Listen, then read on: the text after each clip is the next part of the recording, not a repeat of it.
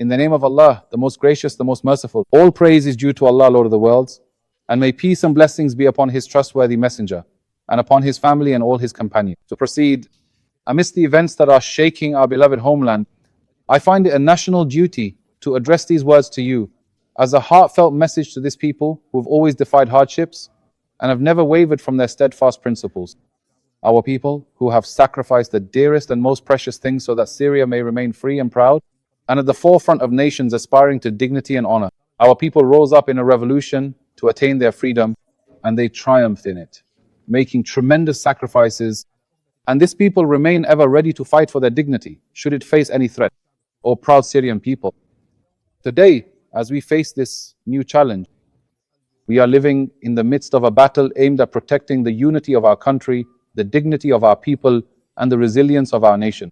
The Israeli entity, which has always accustomed us to targeting our stability and sowing discord among us since the fall of the former regime, is once again seeking to turn our sacred land into an endless arena of chaos, through which it aims to fragment the unity of our people and weaken our ability to move forward on the path of reconstruction and revival. This entity never ceases to use every method to sow discord and conflict, forgetting the fact that Syrians, throughout their long history, have always rejected all forms of separation and division. Possessing great power does not necessarily mean achieving victory, and winning on one front does not guarantee success on another. You may be able to start a war, but it is not easy to control its outcome. We are the children of this land, and we are the most capable of overcoming all the Israeli entity's attempts to tear us apart, and we are too steadfast for our resolve to be shaken by fabricated strife. We, the sons of Syria, know very well who is trying to drag us into war and who seeks to divide us, and we will not give them the chance to entangle our people in a war they wish to ignite on our land. A war whose only aim is to fragment our homeland and scatter our efforts toward chaos and destruction. For Syria is not a testing ground for foreign conspiracies, nor a place for others to pursue their ambitions at the expense of the blood of our children and women. The state of Syria belongs to everyone. It is the dignity and pride of the nation. It is the dream of every Syrian to see their homeland rebuild itself anew. Through this state, we all unite without discrimination in order to restore Syria's prestige and place it at the forefront of nations living in security and stability. Building a new Syria requires all of us to rally around our state and adhere to its principles, and to place the interests of the nation above any individual or narrow interests. What we need today is for all of us to be partners in this reconstruction and to work hand in hand to overcome all the challenges we face. Unity is our weapon and hard work is our path, while our steadfast will is a foundation upon which we will build this bright future. I would also like to especially mention in my speech our Druze community, who are an integral part of the fabric of this nation. Syria will never be a place for division, fragmentation, or sowing discord among its people. We assure you that protecting your rights and freedoms is one of our top priorities, and that we reject any attempt to drag you toward an external party or to create division within our ranks. We are all partners in this land, and we will not allow any group whatsoever to distort this beautiful image that represents Syria and its diversity. The Syrian state, with all its institutions and leadership, intervened with full determination and resolved to put an end to the internal fighting that took place in Sweda between armed groups from Sweda and those from surrounding areas, which erupted due to old disputes. Instead of helping the state to calm the situation, groups outside the law emerged, groups accustomed to chaos, disorder, and inciting strife.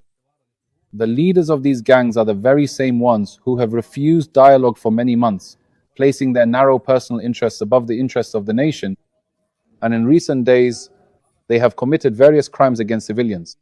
Nevertheless, the Ministries of Defense and Interior carried out a wide-scale deployment in the Sweda Governorate as part of their diligent efforts to restore security and put an end to the escalation that the region had witnessed.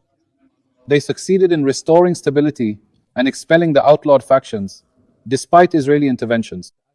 At this point, the Israeli entity resorted to extensive targeting of civilian and government facilities in order to undermine these efforts. This greatly complicated the situation and pushed matters toward a large-scale escalation, if not for the effective intervention of American, Arab, and Turkish mediation, which saved the region from an unknown fate. So we were faced with two options: open war with the Israeli entity at the expense of our Druze people and their security, and destabilizing Syria and the entire region, and allowing the Druze elders and dignitaries the opportunity to come to their senses and prioritize the national interest over those who seek to tarnish the reputation of the honorable people of the mountain. We are not among those who fear war, for we have spent our lives facing challenges and defending our people, but we place the interests of the Syrians above chaos and destruction. Thus, the best option at this stage was to make a precise decision to protect the unity of our homeland and the safety of its people, based on the supreme national interest. We therefore decided to assign some local factions and the religious Druze elders the responsibility of maintaining security in Sweden, emphasizing that this decision stems from our deep awareness of the gravity of the situation for our national unity, and to avoid dragging the country into a new wide-scale war that could pull it further away from its major goals of recovering from the devastating conflict, and to keep it away from the political and economic hardships left behind by the former regime. In conclusion, we are committed to holding accountable anyone who has wronged or harmed our Druze community, for they are under the protection and responsibility of the state. The law and justice guarantee the rights of everyone without exception. We emphasize that preserving the unity and stability of the country, the safety of our people, and working to secure the future of their children away from any dangers that could derail the path of recovery and progress we are pursuing after the liberation of our homeland are of utmost importance. All praise is due to Allah.